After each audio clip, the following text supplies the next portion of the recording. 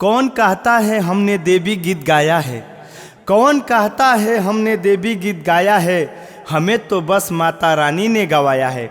दुर्गेश सिंह, श्याम जी श्याम, प्रदीप सिंह और नारायण चिरंगना के झनकार, अब की बार आर्या म्यूजिक के यही पुकार।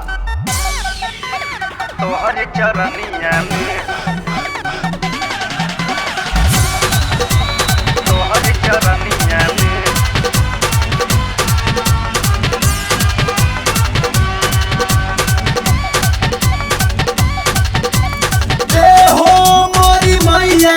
कनी हो जाना सहैया, रे हो मोरी मैया कनी हो जाना सहैया। केहू नहीं बाटे ये दुनिया में, केहू नहीं बाटे ये दुनिया में।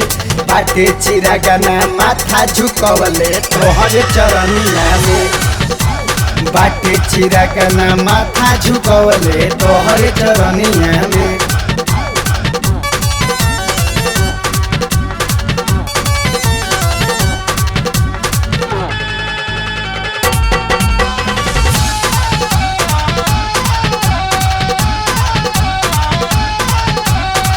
दिल के दर्द के बाज सोनी तू बारू मोरी मैया हो, तोहरे हाथ बा जग जननी सारा जग के नैया हो।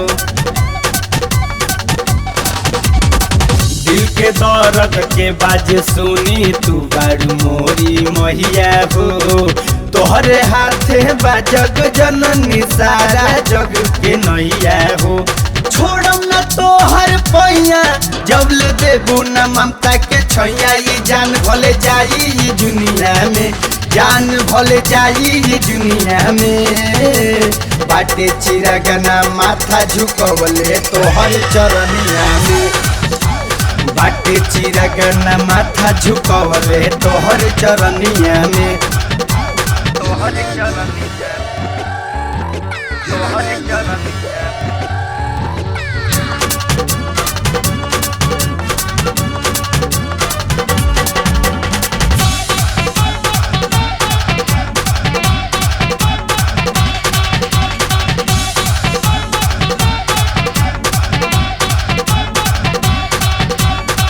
बेटा के पुकार सुनी लोग बड़ा हंसता।